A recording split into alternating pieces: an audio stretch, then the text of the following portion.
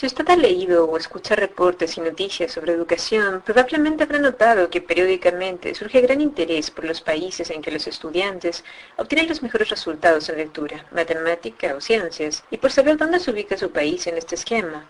Probablemente usted también ha escuchado o leído la palabra PISA en relación con algunos de estos reportes. ¿Qué es PISA? PISA es una sigla que quiere decir Programa Internacional para la Evaluación del Estudiante. Es una creación de la OSD. ¿Y qué es la OSD? Es otra sigla que quiere decir Organización para la Cooperación y el Desarrollo Económico. La OSD reúne a 34 países con el objetivo de desarrollar mejores políticas para mejores vidas. A finales de los años 90, los países miembros de la OSD propusieron la idea de medir si los jóvenes de 15 años en el mundo están bien preparados para participar en la sociedad. Se eligió 15 años en lugar de 12 o 17 porque la mayoría de los estudiantes que tienen 15 están próximos a completar su escolaridad obligatoria.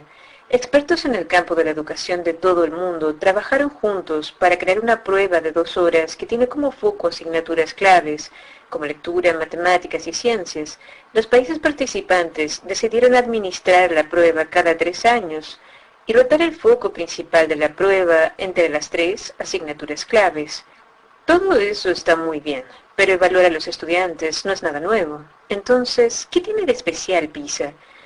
Las pruebas de PISA están diseñadas para saber si los estudiantes pueden usar lo que han aprendido en la escuela y aplicar ese conocimiento a situaciones y problemas de la vida real. PISA está menos interesada en conocer si los estudiantes pueden repetir, como loros, lo que les han enseñado en clases. Más bien, la prueba está diseñada para averiguar, por ejemplo, si los estudiantes pueden usar las competencias lectoras que han desarrollado en la escuela para comprender el sentido de una información que encuentran en un libro, un diario, un formulario público o un manual de instrucciones. Pero el punto de PISA no es decir a cada estudiante cuán bien o mal ha logrado manejar un conjunto de habilidades. En lugar de eso, los resultados de PISA son analizados y proyectados a nivel nacional. Imagínese un estudiante sentado en su banco, en una sala de clases en alguna parte, dando la prueba PISA. Ahora tome una visión panorámica, como si estuviera en un transbordador espacial y pudiera ver el país entero en el que está ese estudiante.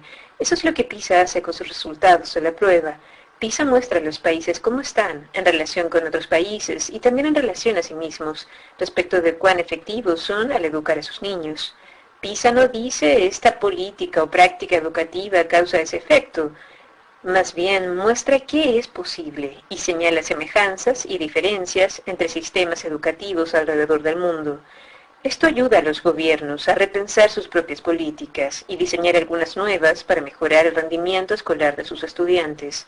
También ayuda a que los gobiernos, educadores y padres monitoreen el progreso de su país hacia un sistema educativo más exitoso. De hecho, muchos países ahora fijan objetivos nacionales y estándares basados en los resultados internacionales de PISA. PISA considera que un sistema educativo es exitoso no solamente si sus estudiantes alcanzan altos puntajes en las pruebas PISA, sino también si todos los estudiantes provenientes de todos los orígenes sociales se desempeñan bien en las pruebas, no solo los que provienen de familias más ricas, más intelectuales o más sofisticadas culturalmente.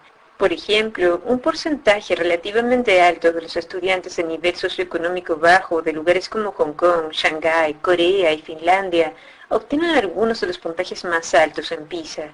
Luego los analistas observan los resultados de PISA junto con las respuestas dadas a los cuestionarios entregados a los estudiantes y a los directores de escuelas y tratan de determinar las características principales de estos sistemas educativos exitosos. ¿A los profesores de esos sistemas se les paga más? ¿Los cursos son generalmente más grandes o más pequeños?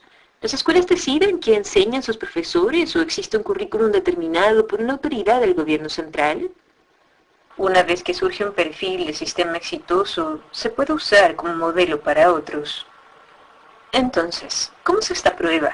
Aquí hay un par de problemas que los estudiantes tuvieron que resolver. El primero fue parte de la prueba de lectura.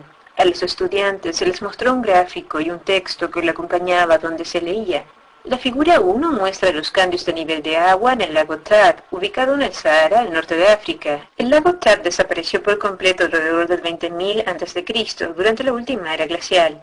Alrededor del 11.000 a.C. reapareció. Hoy su nivel es aproximadamente el mismo que tenía en el 1000 después de Cristo. A los estudiantes se les preguntó, ¿por qué el autor eligió esa fecha para comenzar el gráfico? Esta fue considerada una pregunta difícil. De hecho, solo el 37% de los estudiantes en el conjunto de los países OECD la respondió correctamente. Esos estudiantes mostraron una habilidad no solo para leer, sino para pensar acerca de lo que leyeron y sacar algunas conclusiones de eso.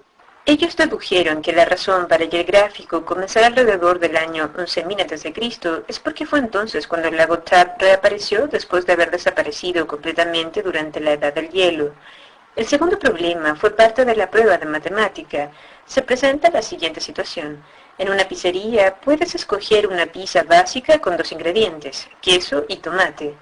También puedes hacer tu propia pizza con ingredientes adicionales. Puedes elegir entre 4 ingredientes adicionales: aceitunas, jamón, champiñones y salame. Roberto quiere pedir una pizza con 2 ingredientes adicionales diferentes. Entonces a los estudiantes se les preguntó, ¿entre cuántas combinaciones diferentes puede elegir Roberto? Este es un problema con el cual todos nos podemos enfrentar. Para responder la pregunta, los estudiantes debieron demostrar la habilidad para hacer conexiones. En este caso, hacer malabares con varios, deliciosos, tipos de comidas y aprender que las elecciones no son obviamente infinitas, como muchos estudiantes podrían querer que fueran.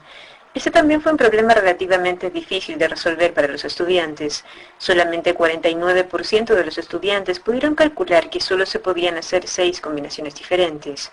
Entonces, cuando se toman los puntajes individuales de los estudiantes en PISA y las respuestas a los cuestionarios que se aplican junto con la prueba y nos alejamos para observar un país entero, ¿qué cosas aprendemos?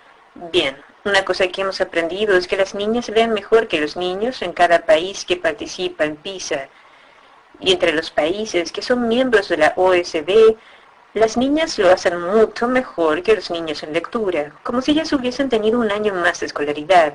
También hemos encontrado que los niños generalmente superan a las niñas en matemática y que no hay ninguna diferencia real entre los niños y las niñas en ciencias.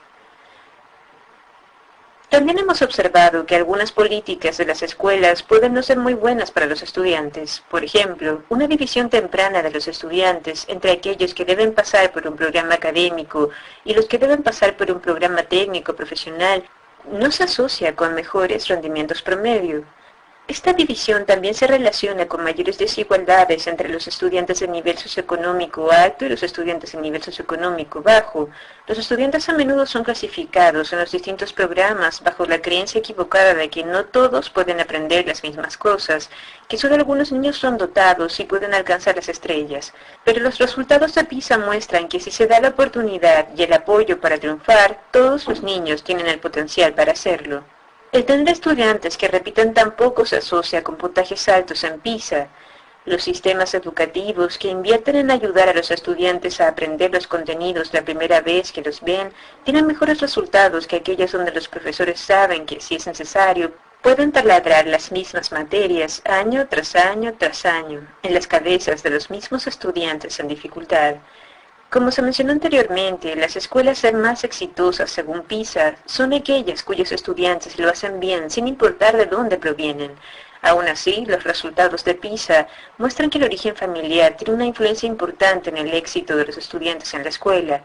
En muchos sentidos, este hallazgo es bastante obvio para todos. Sabemos, por ejemplo, que a los 3 años, los niños de familias de nivel socioeconómico alto están expuestos a un mayor número de palabras que sus pares de nivel socioeconómico bajo. De hecho, un estudio reciente en Estados Unidos estableció que esa diferencia es de alrededor de 30 millones de palabras. En general, si no hay libros en la casa o si los niños no ven a sus padres leyendo, ellos estarán menos interesados en leer. Los resultados de PISA también muestran que, independientemente de su propio origen socioeconómico, los estudiantes que asisten a escuelas donde la mayoría de sus compañeros provienen de un nivel socioeconómico bajo, tienden a tener peores resultados que los estudiantes que asisten a las escuelas con compañeros de nivel socioeconómico relativamente más alto. ¿Por qué sucede esto? Pues bien, hay varias razones posibles.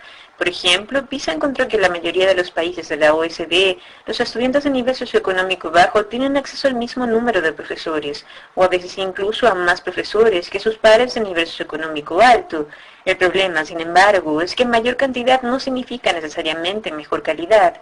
De hecho, los mejores profesores se encuentran a menudo en escuelas donde asisten estudiantes de nivel socioeconómico alto, los que generalmente igual rinden bien, y no en escuelas con estudiantes de nivel socioeconómico bajo, donde se necesitan desesperadamente profesores de alta calidad. Los gobiernos alrededor del mundo pueden inspirarse en dos hallazgos significativos de PISA. El primero es que un país no tiene que ser rico para proporcionar educación de alta calidad a sus estudiantes. Por ejemplo, Shanghái y Polonia tienen promedios en lectura por sobre el promedio de la OECD, pero están por debajo del promedio de la OECD en cuanto a medidas de riqueza nacional, y el ranking PISA de un país no está tallado en piedra. Las tendencias en PISA han relevado la gran capacidad de todos los países para mejorar. Países tan diversos como Chile, Alemania, Polonia y Portugal, entre otros, mostraron mejoras en el rendimiento de los estudiantes en lectura entre 2000 y 2009.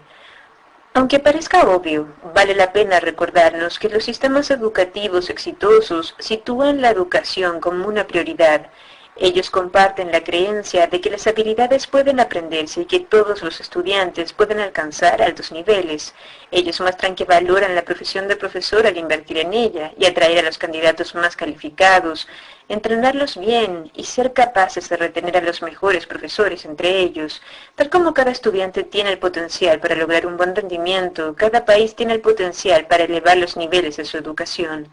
De este modo, PISA es mucho más que puntajes de pruebas. Obviamente, los países que participan en el estudio de PISA están ansiosos de saber dónde se ubican sus estudiantes en comparación con los estudiantes de otros países. Pero el objetivo último de PISA no es crear una competencia en sí misma. Su objetivo es animar a todos los países participantes a usar los hallazgos del estudio para mejorar su propia educación y el rendimiento de sus estudiantes, dar a cada estudiante las mejores oportunidades de lograr los mejores resultados posibles.